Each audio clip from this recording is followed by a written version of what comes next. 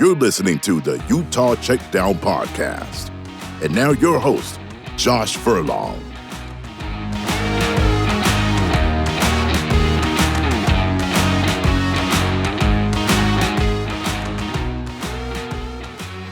Welcome back to another edition of the Utah Checkdown Podcast. I am Josh Furlong, happy to be back with you for another week.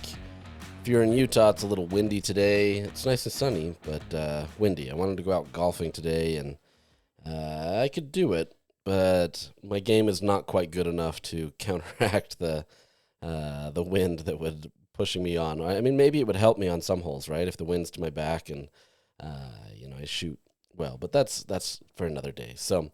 Looking forward to less windy days, but it's nice to be able to have the sun and be good. This week's supposed to be a little chilly, so chilly compared to what we were moving toward. But this isn't a weather podcast, so we're going to move forward with what we're doing. So just a little preview of what we're doing today. Kyle Whittingham's contract, there was a little update that took place in December. We'll update that, talk a little bit about the beach volleyball program that was cut last week. And then we'll go through the bulk of the episode, which will be the offensive position breakdown.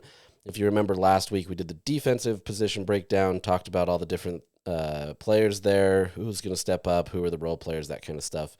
And so we'll do that on the offensive side. And the offense has a lot more change, and we'll get into that. So before we do that, let me tell you about our partners, though, Canyon View Credit Union. Every possibility begins with a spark, and possibility can grow into something even better than expected. With a clear view of what matters most, your possibilities are endless. From its first flicker at the University of Utah, U First Credit Union has grown to meet its potential and ignites your possibilities. They've grown into Canyon View Credit Union. Same roots, new path. Welcome to Canyon View Credit Union. Check out the full details at canyonviewcu.com. All right, let's jump into it. Let's start with the Kyle Whittingham contract. And admittedly, I feel like I have a little egg on my face on this one. I request the new contracts every single year, even if I feel like there's been nothing that was going to change. I still request contracts every single year, and did my due diligence and got Kyle Whittingham's contract, got all the coaches at Utah's contract, just to kind of see what takes place. It's good for background for me. It's also good to write some stories based on like Jason Beck and kind of what he was getting when he came here as a new offensive coordinator, that kind of stuff. And the way that the contract was sent to me with Kyle Whittingham looked like it didn't change. And so I just kind of glossed over it. I didn't think anything changed, didn't hear anything about anything changes. And so I just kind of moved on and honestly didn't really dig into it. And that's on me. But thanks to Jason Batacchio at the Salt Lake Tribune this last week, he dug in a little bit more and found that there was a third amendment, that was signed in December 2024. So Kyle Whittingham had signed his latest contract in 2022. It was like January 1st, 2022 or something like that. This was the one that, really kind of specified his retirement. It specified a lot of different things beyond just kind of college football and him as a head coach. So that was kind of the basis. And then in September of 2024, so right before last season, he signed his second amendment, which this happens quite a bit. This one was mostly kind of procedural in the sense that it was to change a lot of the, Pac-12 language, just trading it over to the Big 12. Most of these contracts now, they don't actually specify the conference that a team is in.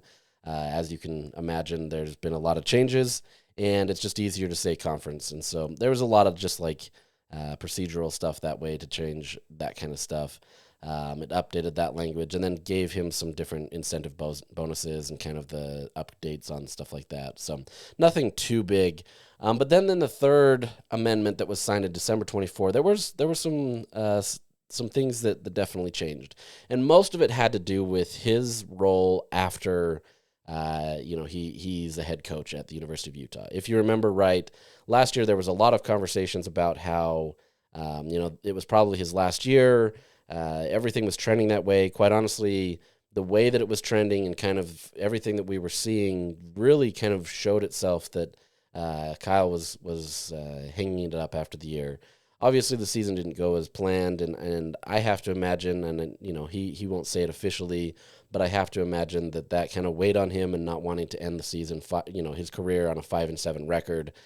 There wanted to be more potentially come back and try to do it again. And maybe not even if you don't win the Big 12, you at least are competitive and, have more to kind of show for yourself. So after the season, Utah blew everything up on the offensive side of the ball. We'll get into that one a little bit more, but they blew all that up, stayed hunkered down in the athletic departments, the football facility, and really worked to get a new offensive coordinator, worked to get transfer players, worked to fill out an entire staff and an entire roster on the offensive side of the ball, and really worked.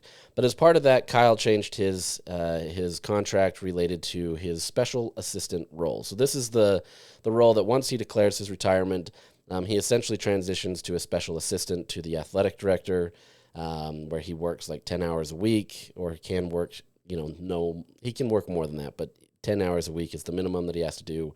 And it was previously set at 5 years. So for 5 years after his retirement, he would be in this role.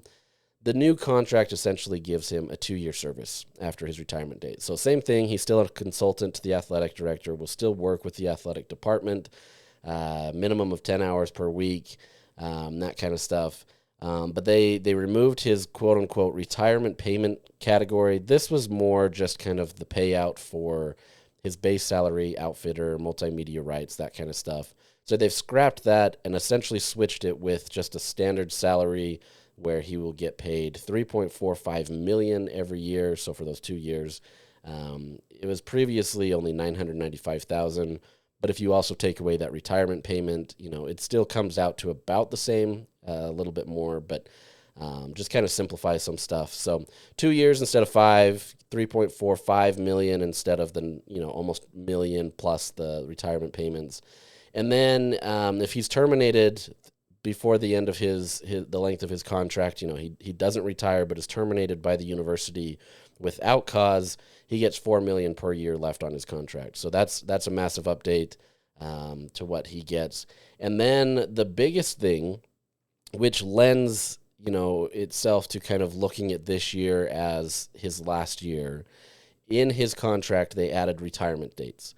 So if he's not in the Big 12 championship game this year, he has to inform the university by December 5th, of this year, if he's going to retire. If he is in the Big 12 championship game, he has to inform them by December 12th of this year. So if he fails to do so, he goes over those dates. His contract basically reverts back to that Second Amendment. So all the things that I just previously talked about goes back to the other amendment. That would mean he'd have to last for 5 years, that kind of stuff. The reality is he'll let them know. And if he decides to stay, I would have to assume that there's a Fourth Amendment made to this. But we're starting to see that they're putting actual dates in there, which leads me to believe that this is his last year, just simply because they've put an actual date in there. It's obviously open-ended in the sense that he just has to let them know. This isn't he has to retire. It just is he has to know or let them know. And so then they can, rework a contract, that kind of stuff. But you're starting to see the end of the Kyle Whittingham era, whether that's this year or still a few years down the road. You're getting to the end. I know there's a lot of excitement to move on to Morgan Scally and kind of see what he can do. Obviously, there's a lot more, I wouldn't call it youth, but obviously he's younger. He's closer to the age of these athletes. He's a little bit more of an upbeat personality. Not that Kyle's not upbeat, but he's much more introverted, likes to kind of do his things and does it that way, whereas Morgan is much more in the weeds, gets in there, would still be involved in that top level aspect, but it's just a different type of coach. And they do have different skill sets. They do have different approaches to the game. And so it'll be interesting to see what happens. Is this pressure from, trying to get Scally in the role? Obviously, he was named the head coach in waiting. Is this kind of the pressure put on Kyle to be able to say, hey, you've got to make that decision so things can move on, that kind of stuff. Really kind of interesting to see how that goes. So nothing too crazy. I don't want to spend too much time on a contract, but there is some definite changes there that lead us to believe that things are wrapping up sooner than later. So that's that. Next thing, last week the University of Utah Cup beach volleyball. Some people may be surprised that Utah even had a beach volleyball program. I understand that, right? Like, there's a lot of different programs. Utah has tennis, they have swimming, they have track and field for the women's side. There's a lot of sports that honestly just go by the wayside in terms of public perception. That's not to say that these athletes aren't talented or deserving of a scholarship or different things that way. But the University of Utah decided to cut the program after their most successful season. So there's a lot of nuances to this, and if we wanted to spend more time on that, and I don't think most people want to spend a lot of time on that. I'm just going to simply say I wrote a really long article on Friday. You're more than welcome to take a look at that. There's a lot of nuances in there. It gets the perspective of the University of Utah, gets the perspective of some former athletes, as well as a former athlete, Melissa Powell, who is a professional volleyball player who is offering to kind of help save the program. So there's a lot of different things there. It's tricky. Universities anymore are going to be working to probably try to manage their budgets a little bit better, and some of that may mean cutting programs, right? Maybe this isn't the first one at the University of Utah. You're always going to hear rumblings about different things that way, especially in this new era where athletic departments are going to be paying players. But colleges around the country are adding and dropping different programs at will. So I don't want to say this is out of the usual, but there are some nuances to it that make it a little different. And there hasn't been any conversation in terms from the University of Utah saying this is a cut as a result of trying to pay athletic players or athletes. It's more because the university felt like it just didn't fit its profile anymore, and it wasn't a good fit based on where they are now in the Big 12 and all that kind of stuff. So, like I said, a lot of nuances to it. You can go read that story. Happy to talk about it more online if anybody wants to chat about that, but we're going to leave that one there and then transition to football, which is going to be the bulk of this podcast with the offensive side of the ball. So, like we did with the defense, we're going to kind of set the stage on Utah's offensive profile, right? And this one is much more easy to define than the defense. Not that the defense is tough, because they're always consistently, ranked pretty highly. There were some nuances there, like the run defense, different, getting pressures, that kind of stuff that Utah absolutely needed to work on. And Morgan Scalley has made that kind of the emphasis and focus of his offseason coming into the year. But for the offense, there was so much that it's really just kind of everything, right? And so at the very beginning of the offseason, so we'll say in December, right after Utah finished out the season against UCF and everything was done, then there was a big concerted effort for Utah to really focus in on changing this offense, right? And I've talked about this many times, so this isn't a surprise, but we're going to go through this much more granular, even though we're not going to go too granular because I don't want to bore you. But obviously there was a need to be able to have more, and it was kind of a 2-year trend, and obviously that 2-year trend was more based off of injuries than it was based on personnel, so to speak. But it's still an area where Utah needed to improve. And you go from being at the tops, whether it be 21-22, where Cam Rising was leading the charge and, got Utah to Pac-12 championships, won both, gets them to the Rose Bowl. This is kind of the pinnacle of Utah's offense for the last few years, and everything was humming, right? And there was expectations that last year could be that way, get back to that with Cam Rising coming back. You saw a lot of that going into the season. There was a ton of touchdowns against SUU, which was expected. You get, these games where you're playing Baylor, and the way that game started out, it looked like it was going to be 50-0 by halftime. This was Utah humming along, and everything was rolling. Cam Rising was back to form, and there were still some nuances to kind of. I've said nuances a lot. I'm going to stop saying that. There was a lot of different things related to his game that he was still trying to get back into true game shape, despite being out for a full year. But you were starting to see him kind of piece things together, starting to connect with guys. He had that connection again with Brant Keithy. Everybody kind of felt that same connection that they had in 21, 22, and things were really moving along. And then suddenly, he gets pushed out of bounds into the hydration cooler, the Gatorade cooler. Utah fans aren't going to look at Gatorade very fondly for the rest of their life. So really interesting to see how that will move forward. Time heals all wounds, but it knocked Cam Rising out. And as we talked about last week, it forced Cam Rising to essentially medically retire from the game of football. The injury was pretty severe and forced Cam Rising to the sidelines. And, initially when it first happened, obviously everybody feared the worst. After seeing him getting injured, multiple times, it really derailed seasons, and suddenly you became on QB watch again after feeling like going into the season that things were going to be good. But there was kind of an undertone to his injury that it was, it obviously was more severe than people expected. It's not just like you jammed your finger, but it was one of those injuries that, within 6 weeks, maybe even less, 4 to 6 weeks, depending on how a guy heals, he could be back in full form, right? And everything could be fine.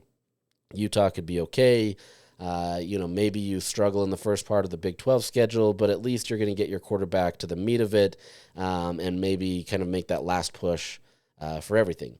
But as the weeks went on, and there was, more drama related to that, we don't need to get into that fully, but as that drama went on where, is Cam playing, is he not? There's a lot of people that didn't know if he was going to, people calling out Kyle Whittingham, people calling out Cam Rising, boosters upset with the situation because they've paid Cam Rising again to not play. There was a lot of stuff that went down, and it really kind of altered the shape of this team. You had a team that was so high on this season. They were going to come in their first year and win the Big 12 championship. They were picked to win the Big 12. You had a quarterback that you felt uber confidence in. You had an offensive line that was good. You had returners, at every position that were going to be solid. You had new wide receivers coming in that jived with Cam Rising, that they had a connection with, and that everything was going to be okay. And then when he was gone, there was just kind of this funk that hovered over the program. And it's one of those things where, you can't really pinpoint it in terms of, okay, this is what the problem is. But showing up to practice, you could absolutely feel it, right? These players were in a funk. It was like, oh, crap, we're doing this all over again. We just experienced the 2023 season, and now we have to do this same thing in the 24 season. But there was still kind of a little bit of hope in the sense that, okay, maybe it's not that serious, but it quickly deteriorated and things got bad. And this offense, even though Isaac Wilson was kind of, people were excited about that, this young up-and-coming freshman, 4-star local kid, obviously has a ton of opportunity, ton of upside. He's going to get thrown to the wolves a little bit, but goes into Oklahoma State, does enough, wins at Utah State, does enough. You start to see some progress, and then suddenly it all just kind of derails, right? And he starts losing his confidence, and some of the blame gets put on him. And so then you start thinking more as a quarterback, right? And then he starts worrying about things more, and things really kind of start to derail. And so there was just this overall attitude and appearance around the team that nothing was going to work and it was never going to work again, right? And this is just me kind of extrapolating my sense of feeling from watching that. But you saw that in the game as well. Guys weren't as crisp. Guys weren't trying as hard. Obviously, Isaac lost a ton of confidence. He had a ton of pressure put on him. To the point where Brandon Rose, the guy that they said that they didn't really have a ton of confidence in, didn't have a lot of, I don't want to say didn't have a lot of upside, but they didn't feel like he was the best person for that, gets in there, does remarkably well against BYU, gets injured, and just kind of wasn't able to do what he needed to, and Utah obviously loses, find out that he gets a season-ending injury. But there was like so many factions within the fan base of why wasn't Brandon Rose starting from the beginning? Why is that, there was just so many pointing of the fingers, and the athletes hear this, right? Like they see this, they understand it. They're frustrated as well. And it really caused a rift among everybody. Andy Ludwig announces his retirement, trying to give people that, a new voice. But by then, there was really not going to be much of a change, right? You had Mike Bajakian, who came in there and was doing his best, but even he said, as kind of like a signal to those out there, like, this is the offense, right? We're not going to change. There's not going to be any wholesale changes. It is what it is. It's not like Bajakian was going to go out there and run an entirely new, different offense. It was going to be the offense that they had. Maybe it was going to be simplistic or more simple based on, kind of how Andy Ludwig called things, but they still had to use the Ludwig playbook, right? And you still had the personnel that you had. You had to throw Isaac back in there after Brandon Rose got hurt. And, by then his confidence was shot and everything was really up in the air. So a lot of trauma, a lot of problems. For all that to be said, Utah finishes the season ranked 102nd in scoring offense. They averaged only 23.6 points per game. I think, the beginning of the season and how many points Utah scored definitely added to that average.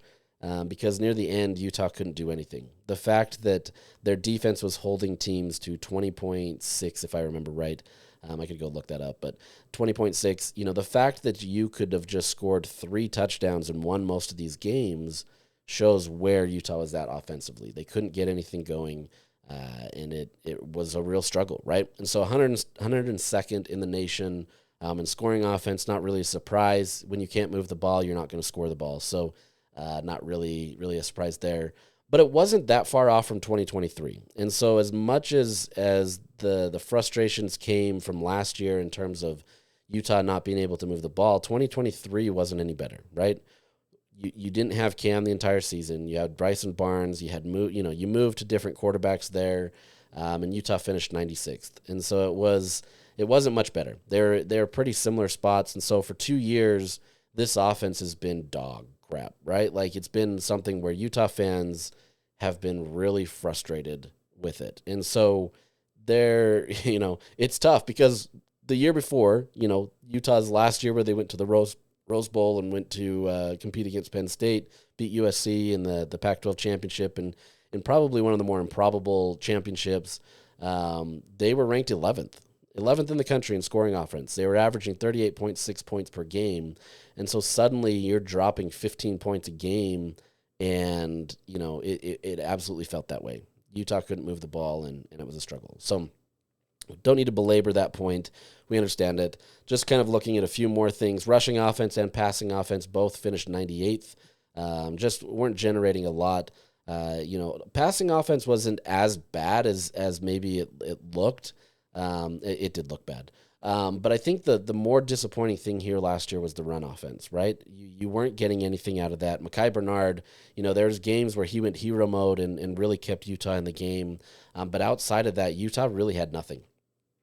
All of these rooms were fractured. There wasn't much going on. And you had a couple guys that were out there playing their heart out to try to kind of save themselves and get themselves to, whether it be the NFL or a good look for professional leagues or something that way. Maybe it's a transfer portal. It just didn't work. And so to me, as much as the passing offense, was disappointing, they averaged almost 200 points a game. It was 199.4. That, you can get by with that as long as you have a strong ground game. And Utah's always had a strong ground game, and that was the most disappointing. And so especially because the year before it was ranked 34th, right? You were able to do well there. The year before that, once again, Utah was 11th. This was a team that was humming along in the run game, and things were going well. And so it's a real struggle to be able to see that. In terms of total offense, Utah finished 115th in the country. 2 years before that, they were 17th in the country. Just a massive drop-off. We get that. Third down conversions, 124th in the country. They only got 32.75% of their third down conversions. But that was more indicative of everything else. They weren't able to move the ball. In 2022, they were 8th. They got 50% of their third down conversions, just slightly over 50.6%. And then red zone conversions. This is a funny number because Utah actually ranked 45th in red zone conversions. They got 87.2% of their red zone trips they scored, but the crazy difference there was touchdowns to field goal ratio, right? Utah scored less than 50% on touchdowns, so that was 48.7 for 123rd in the country and 38.5% in field goals for 4th. So when Utah got there, yeah, they could generally do well in the red zone in terms of getting some points, but that was more field goals. And even then, field goals weren't a guarantee. It was just, this was weighted absolutely towards field goals and not touchdowns. So Crazy difference. 2022, Utah ranked 68th. They were in the red zone a lot more. Obviously, there were still troubles, right? Like there were still conversations had that year about how Utah needed to do better in the red zone, but they finished at 83.6. But the difference was Utah converted 72.6% of their trips with touchdowns, which was the 11th in the country. So truly a massive drop. Just kind of sets the stage for this team. Not that you all needed that. This offense was trash. It wasn't great. It wasn't anything that anybody was proud of. There's very few things that you could pick off that were kind of the highlights.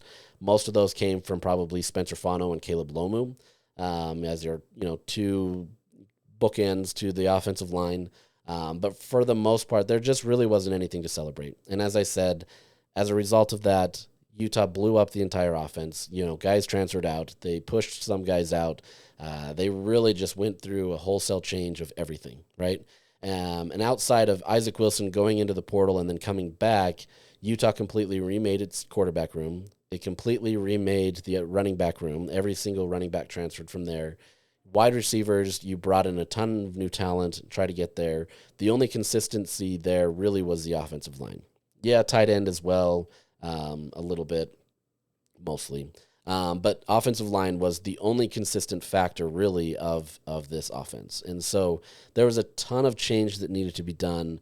I argued that going 5-7 was much better for Utah than trying to go 6-6 and getting a bowl game, because this forced them to really kind of hunker down and focus on what they needed to. They got better through the transfer portal because they didn't go to a bowl game, and that's not always something you want to say, but they definitely did. And so with that said, let's transition now to the actual breakdowns of each position group. We know where things went. We know how it happened. Everything was kind of a mess, and now you're looking to this 2025 season with some optimism, right? And after spring, there's definitely some optimism on this offensive side of the ball. The only problem here is, and maybe it's not the only problem, but we'll say the biggest problem here is it's essentially new, right? And yes, you have an offensive coordinator that is much more flexible with what these players can do. It's not as rigid and as laborious as kind of Ludwig's system was. You saw when Cam Rising ran it and he understood it, it was a thing of perfection, right? You could do so much with it and things worked really well. But if you didn't have a quarterback that understood it to the same level that Ludwig did, or at least close to, it was really challenging. And so you do have a new offensive coordinator that is much more free and open to kind of concepts that are kind of what players are used to running in high school.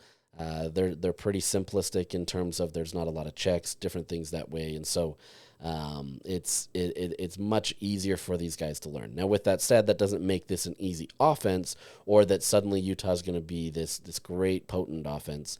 But there's components of it that make it so that this team can kind of hit the ground running a little bit more. So, with that said, like the biggest issue here is just a bunch of new pieces trying to work together.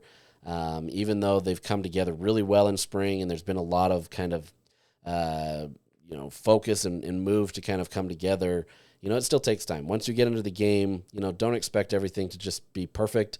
We'll talk about the offensive line here shortly. I guarantee you when you get into that UCLA game on the first game of the week, there's going to be frustrations. There's going to be some struggles and breakdowns, and everybody's going to look at and undoubtedly criticize this offensive line and say, oh, this was the best offensive line Utah's had, that kind of stuff, and criticize it. It takes time, right? It just takes time to gel, and as much as you can rep it in practice and in the offseason, different things, it just takes a few weeks, right? Every year it feels like Jim Harding's job is on the line after week 3, right? Fans are frustrated. Everybody can't stand it. He has to answer it. And then by the end of the season, everybody's happy with it and they're celebrating Jim Harding and everything. So it's just the ebbs and flows of offenses. You can't simulate these games, especially since you don't want to do that in practice to get hurt. But it is what it is. So let's jump off with quarterback. And like I did last time with the defenses, I'm going to grade these.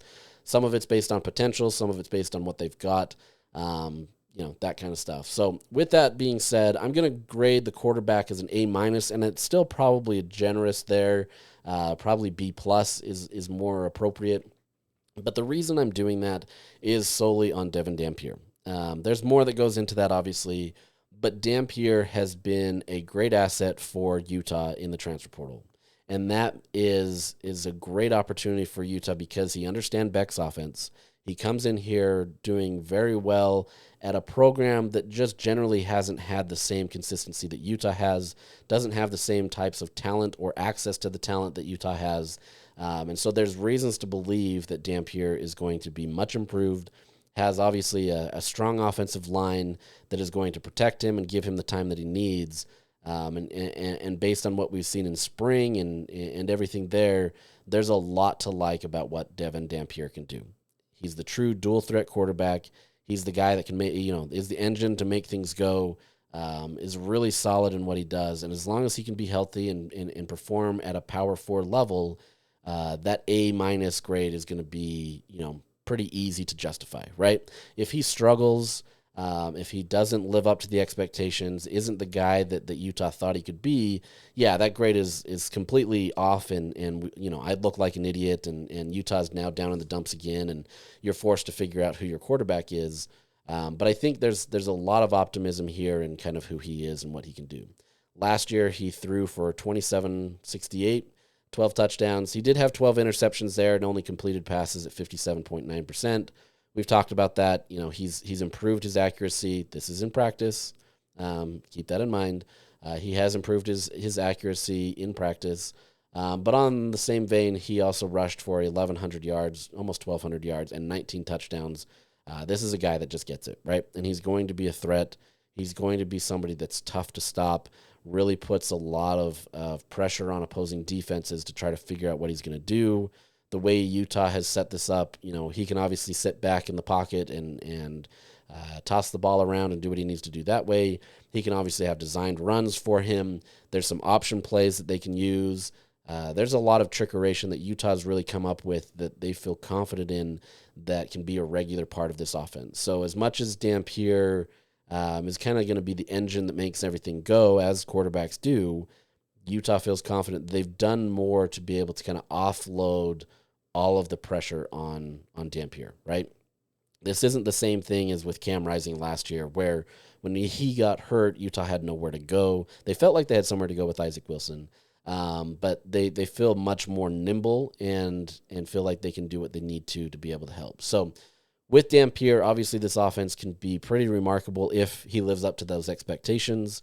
This could be an offense that absolutely could challenge kind of that level of where they were in the 21-22 seasons in terms of points scored, moving the ball really well, or it could just be a complete disaster, right? And so I'm projecting here, and that's where my grade comes from, but he's obviously your starter. He's the guy that's taken a huge leadership role. He's absolutely been a guy that has rallied the entire team. It's very similar in terms of kind of how Cam Rising came in and everybody talked about him. Everybody had a smile on their face about Rising when he first got there and was kind of becoming the starter.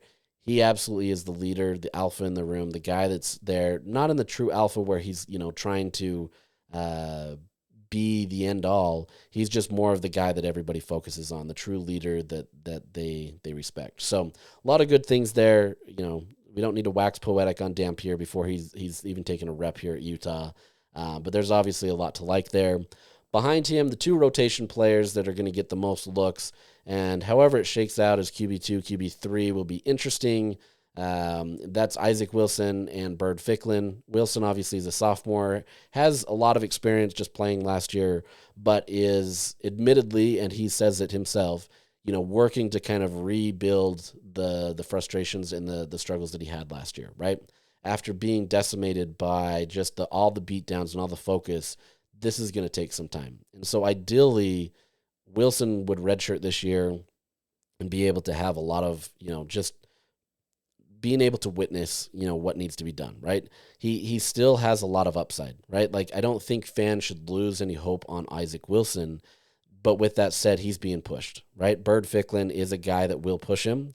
Ficklin is more, I would say, in the skill set of Dampier in terms of being a dual threat quarterback. Not that Wilson can't be, but I think Ficklin is much more of that same vein where he, can be the dual threat. He's got the best arm of the bunch. These two quarterbacks seemingly have a lot of potential and can be good backups. But with that said, outside of Isaac, you're still kind of relying, and even with Isaac, you're relying on a lot of youth to kind of get you by. With Isaac, you at least have a guy that has been in the system. He's at least seen the collegiate speed, whereas Bird, he needs that full year to kind of understand it.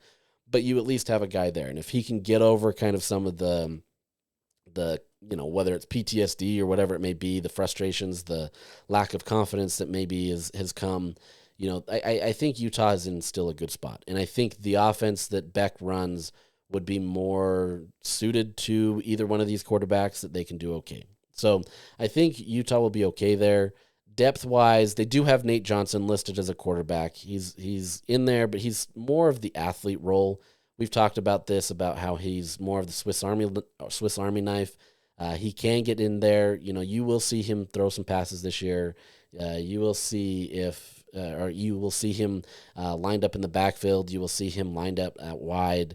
There's going to be a lot of things done with Nate Johnson, but in a pinch, you can throw him in there and get him what he needs to.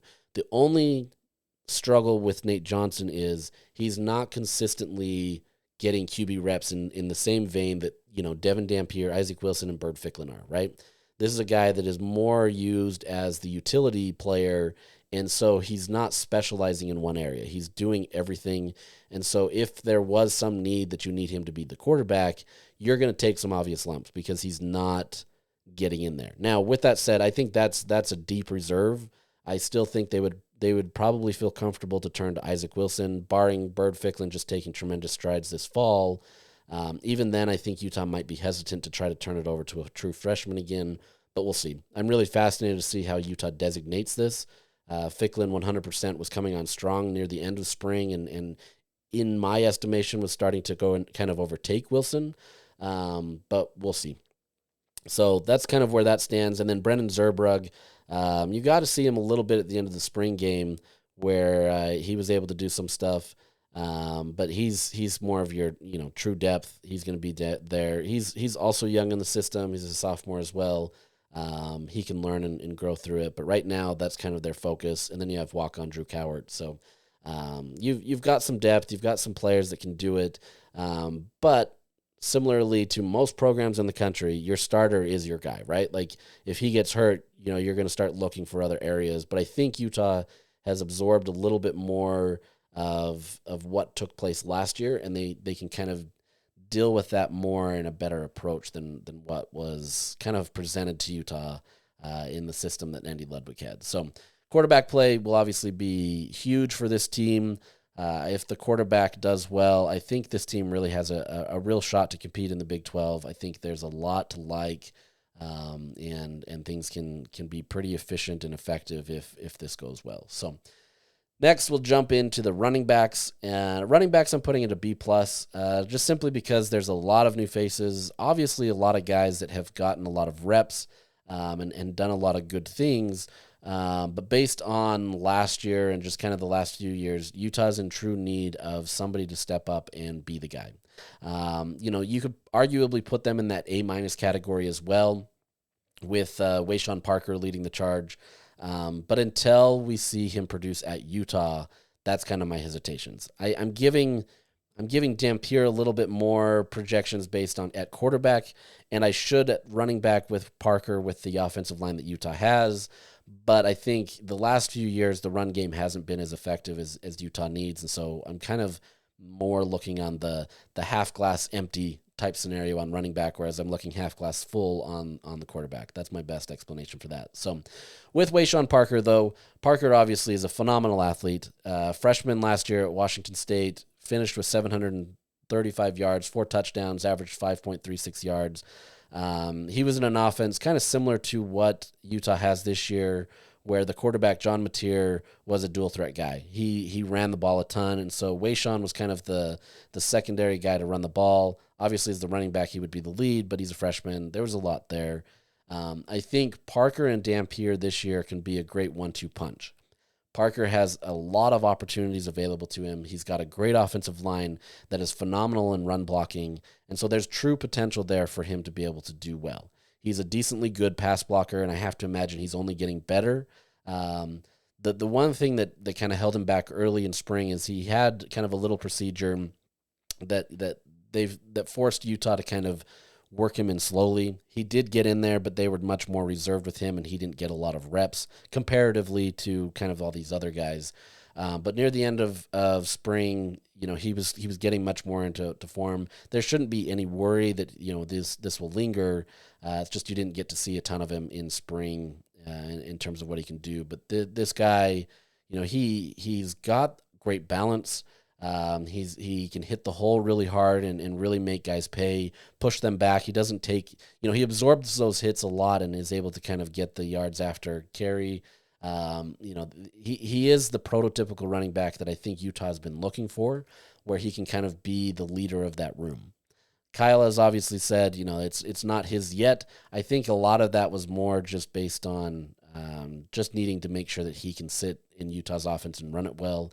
But I have to imagine that Parker's going to be the guy, right? Like, I don't see other guys on this roster that are going to overtake him. But I think he's a guy that should give Utah fans a lot of excitement.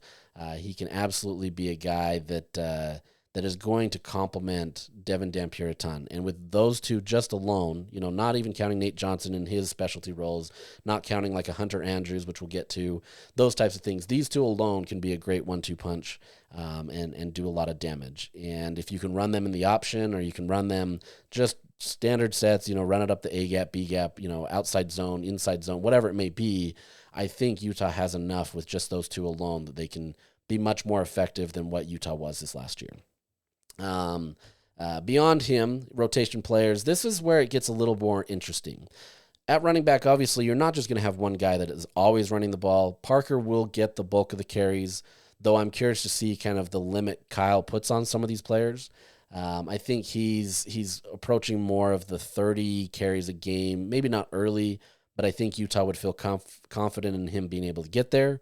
Whereas Mekhi Bernard, obviously not the same skill set or style. Utah didn't want him any more than 25 carries, which presented a challenge, especially when you didn't have any other guys in the room that were doing much. So I think there is a change here, but there are some guys in the backfield that can help him, right? Parker will still be the bell cow back, if that's what you want to call him, but there's some proven guys or guys that have potential that can offset and help and add, as a counterpart to what Parker does. First off, that's Naqari Rogers. Veteran guy, a lot of experience. He's a bigger bodied back that has a lot of potential as well. I see him as kind of your short yardage guy. Put him in there on third downs, and he's going to bulldoze a bunch of players. He's going to do really well. At New Mexico, he graded out as an 82 in Pro Football Focus grades on offense, an 82.8 in the run, and then he's their best pass blocker at 81.4.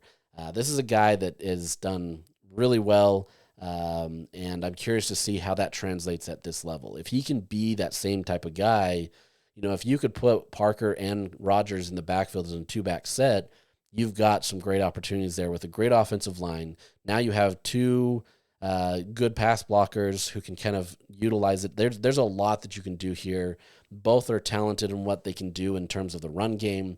I would see Rogers as kind of the leader of the rotation guys, where he can kind of get in, but I also see him as kind of some short yardage situations. So curious there. Bryce Duke, transfer from Old Dominion. Honestly, we're not going to know a ton about him. He had some opportunities there, but still needs to do more. There needs to be more to see from him to really give me confidence that he can be right there in that mix in the rotation immediately. But I do put him as a rotation player because he has experience. Beyond that, you do have Devin Green, who was a freshman last year, was a teammate with Parker. These two are a great tandem, a little bit more of an off-speed back where he can do some differences. But I think you're going to utilize him in a way that gets him on the field. He was effective in what he did in spring. There was a lot of exciting plays that he was able to run. And so I think, he can hit the hole, he can get in there. He's got a decent balance and being able to attack that. But he's going to get in that mix there. And then there's Daniel Bray, who I'm listing him as a rotation player, but he's kind of in his own category because there's going to be different play calls for him. He's a type of guy that he's young, he's a freshman, but he's making plays that really just impact it, right? Maybe it's the wheel route that we saw last year, the very beginning of the way, and I'm blanking on the running back's name all of a sudden, that we thought we were going to get a ton for Utah last year. Bray is kind of in that same skill set, right? Where you're going to get specialized packages for him, maybe similar to what Nate Johnson is running, that is going to kind of highlight his strengths. So he's not going to be in the rotation in terms of guys that are getting into the mix a ton for, running up the A or B gaps or that kind of stuff. But you're going to see him, he might, but you're going to see him in specialized packages that allow him to kind of utilize his strengths. Kyle Whittingham talked about that. They want to be able to have him on the field. They don't see a scenario where he's not, but obviously you have to produce on the field, and we'll see how that goes. So I think, there's excitement to be about that. Beyond that, you have freshman Racine Gilroy, who is coming, this fall. He's a younger player, and so he's going to be true depth, right? Barring him just having a phenomenal fall and really kind of pushing forward, he's a guy that you probably won't hear about this year. He's a guy that'll just be in the mix, trying to learn, trying to grow, get into the system, learn the D1 experience. But as a younger player, and I mean younger, he was only 17. I don't think he's still 17. Maybe I could be wrong, but he's young. And then you have 3 other walk-on players that are in there, but you've got a deep room. It's just going to be interesting to see how it all kind of shakes out. Parker's your guy. You got Rogers, who can obviously be a great complement to that. And then beyond that, whether it be Duke, Green, or Bray, Utah has a lot of options there, and I'm really fascinated to see how that goes. Now, wide receiver. Wide receiver is the biggest if factor on this team. I think there's a lot of confidence in, obviously, quarterback play. There's a lot of confidence in the run game. But wide receiver, it's so unknown. There's guys there that I think can be great. And I think Utah feels confident in who they can be, but we've got to see it on the field, right? Utah has a lot of confidence in these players. Dadrian Zipperer comes back. Obviously, was coming on strong. I don't think he's quite yet to the level where he can be kind of the guy. But there's things to like about him. Creed Whitmore was making a ton of plays, especially in the short yardage game. Put him in a screen pass, and he's gone. Ryan Davis, he's a guy that had 747 yards and 3 touchdowns at New Mexico, was the team's second leading receiver. Obviously understands the system that Beck wants to run, and there's going to be nuances to how Utah runs it, but he's going to understand it. He has a connection with Dampier. He's a guy that can kind of be in there and be kind of quote-unquote the leader in terms of understanding that, but it's got to produce on the field. So you got that. And then Utah picked up 2 starter-type players in the portal after spring in Tobias Merriweather. Talked about him recently, 6'5", 200 pounds, has the potential to be your, wide receiver 1. The problem is he hasn't fully shown that yet, right? There's still a lot of projecting to do with him, and if he can be the guy that really embraces that and Utah can utilize him as that, then Utah's in a much better position. You add to that Larry Simmons, who comes from Southern Miss, a more experienced player who's had success there. Can he translate to the Power 4 level and do the same things? If those 2 guys added to the guys that I just said, that's a pretty decent core of projected starters that are going to get into the rotation. You're going to have a lot of opportunities available to you. I still think Utah's run game will relax a lot of the defensive sets that Utah saw last year. There's not going to be a ton of stacked boxes, and so there's going to be potential there, right? Whether that is in the passing game or the run game, I think there's going to be opportunities there, but I think based on kind of what Utah's done to add to this wide receiver room, there is a lot of optimism that it can get there, right? This is a huge projection, though, right? If Tobias Merriweather and Larry Simmons can produce, this becomes a much better situation. You do have some good pieces in Zipperer, Whitmore, and Davis that give you hope that Utah can move the ball around, but you've got to be able to have more of a deep threat guy, guys that can spread the field and allow Utah to do more than just screen passes or, quick out routes or, whatever it may be that are just these more dump-off play type situations that don't really get the chunk yardage that Utah needs. Beyond that, you do have in your rotation Luca Caldarella, and you can make a case that he could be in that projected started unit. I think we've seen a lot of him over the years where, he's done a lot of good things. But then he becomes absent. And part of that, I don't know if that's Utah just pushing him to the side or if that's on him, but he's done enough to be able to be in that mix. So he's kind of on that fringe where I think he can be a guy that can get in there and mix it up and be good, but I think you need other guys to step up to be effective. That's no slight on Caldarella, but I think you need other guys to step up to be effective. Beyond that, you have Rayshon Glover. He's kind of been mixed in there every once in a while the last few years. Justin Stevenson, a transfer from Wyoming, has a lot of potential as well, but once again, a projection, a guy that you're looking at that, he didn't factor a ton in on spring, but there's a lot to like, and if he can really kind of connect with Dampier and the other quarterbacks this offseason, maybe he can hit the ground running a little bit more in fall, and we start to see him coming in there. And then Mana Carvalho, you saw what he could do in that spring game. I mean, he's electric. He's got a lot of speed. He's just a freshman, so we're really curious to see how he factors into that. Maybe he gets into some of those starter role projections. I still see him as a rotation player just based on where he's at. But you have a guy that has true potential. And if you can get him the ball, obviously you have to play defense well against him or he's gonna torch you. And that can mean a lot of great things for Utah. Beyond that, your depth players, Bryson Baker, he's a freshman that's coming in this fall. And then potentially J.J. Buchanan, he's also a freshman. He's a guy that can play offense or defense, and so right now I'm listing him as at a wide receiver just because Utah needs some depth.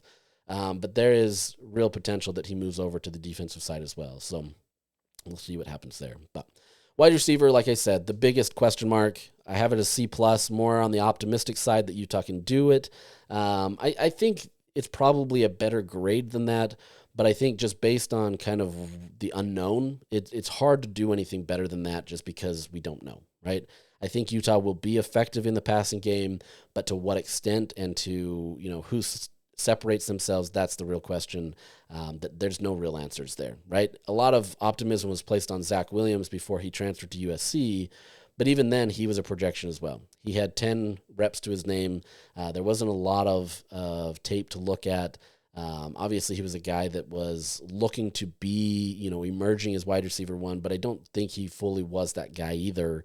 And so there's still a lot of questions to go at this position. So we'll see. This could absolutely be one of those positions that takes off, and Utah does very well with Dampier and the wide receiver group. But let me just say, I don't think it can get worse than a C. I think we've seen bad. I don't want to call it bad, but I think we've seen poor play at wide receivers over the years at Utah, and I still don't know that is to a level where it's completely terrible. Now, unless these wide receivers are constantly dropping passes and they become toxic to the room, to the team, I think C is kind of the floor, right? Like you've got to be able to move up from that, and I think Utah can do that. Even if you can get into that B+ range, I think Utah's okay. Especially if your run game is effective, if Dampier is effective, I think Utah will be okay. So I don't think this is so far off, but at the same time, I think it's still based on projections. Quickly through tight ends, I'm giving that a B, mostly because there's not. Let me just get into it. So projected starters would be Dallin Bentley. He's been in the program for quite a while, has a lot of talent. Really came on strong in spring and kind of showcased his veteran leadership and what he can do. He's a guy that, it was funny, when I watched the tapes last year, he was always the guy open in the flats. And, Utah could never find him.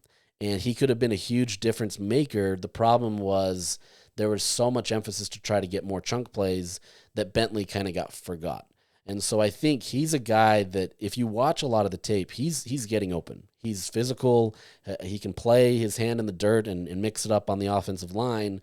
But he's also a guy that is a great pass catcher and can do well. He just has kind of been overshadowed by a lot of other players the last few years.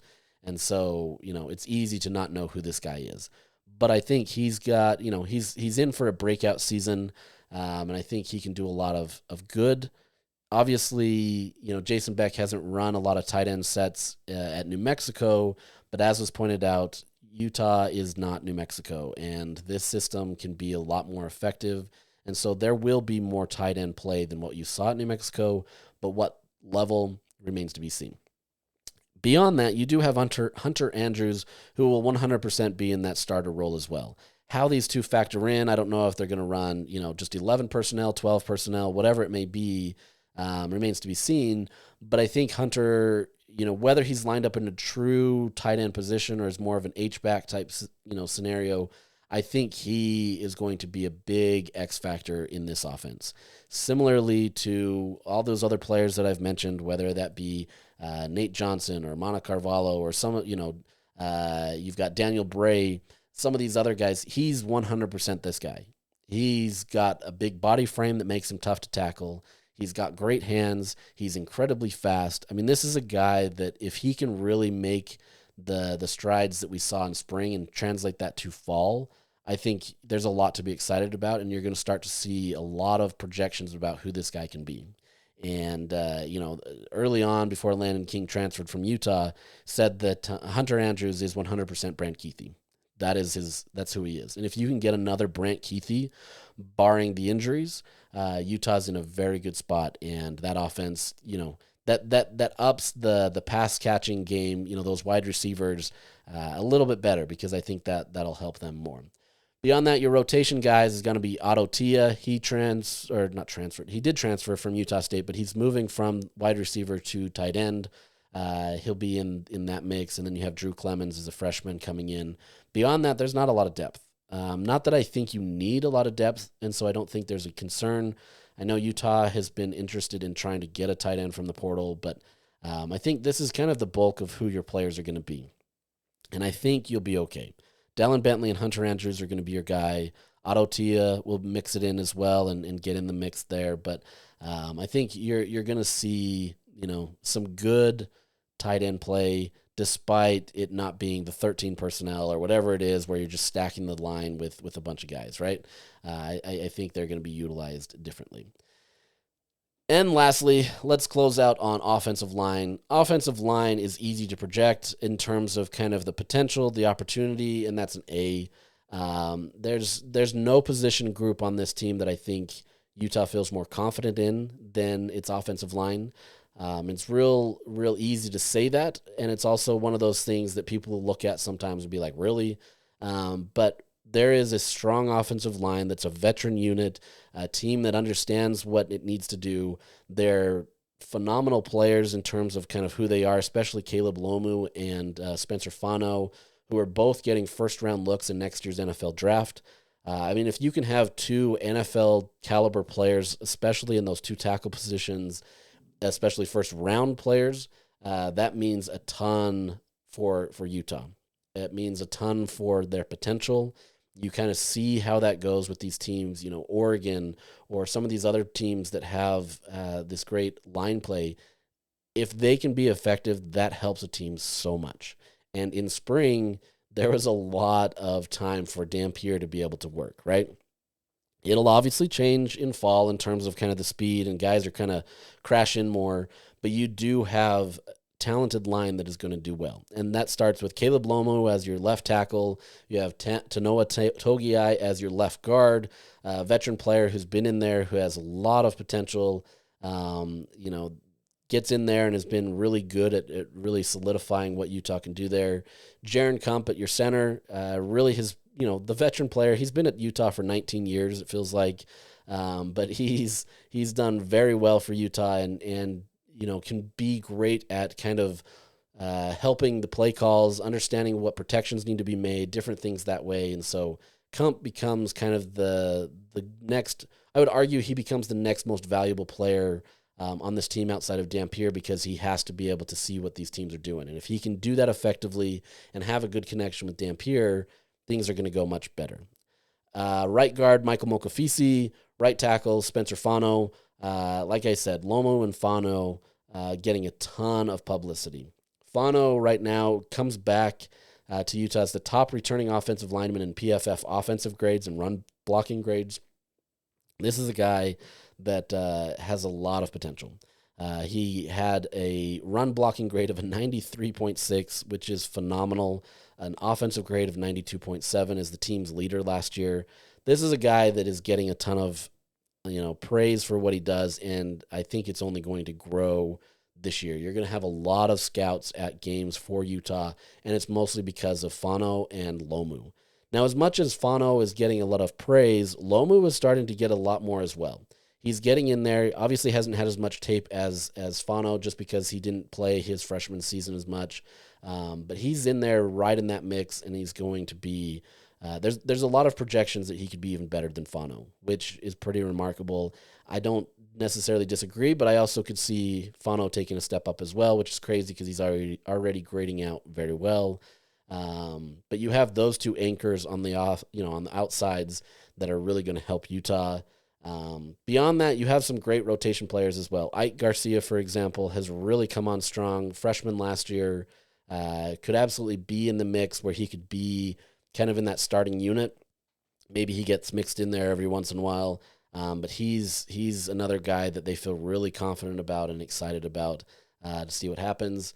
You also have Keith Olson, Alex Harrison, Zeraway Williams, Kalolo Ta'aga, transfer from USC. Those are probably more your rotation players. And then depth, it's hard to fully kind of categorize this because offensive line, as much as they stay together, there is some times where these guys change out. So depth is kind of a loose term. They could be rotation players as well. Roger Alderman, I know he's mixed it up a little bit in there. Salatoa Moiai, he's mixed it up in there as well. But then you get freshmen Nick Halleck and Soren Scheinefeld. So you've got a deep offensive line that Utah feels very confident in. This is a team that or a unit that could really make the difference for Utah. And if Dampier, like I said, is the guy that Utah believes he can be, and this offensive line is the team that Utah believes it can be, I think they're in for a great opportunity this season. So that's it. I don't want to go too far in the weeds as much as this is still in the weeds, but I think that's where Utah's looking at right now, right? Offensive line play is going to be great. Quarterback play, projected-wise, is going to be great. And then that's all the other stuff that's got to come together. And if Utah/Jason Beck can have the freedom to do what he needs to and effectively run that offense, I think you'll see Utah bounce back. It's once again, it's all projections. It's easy to say that here in March or May. We're in May. But I think there's a lot to like about what this offense can be. But it may take some time to gel. So with that, we'll sign out for another week, and we'll catch you again next week as we kind of start breaking things down a little bit more on other parts of the game. So we'll talk to you later.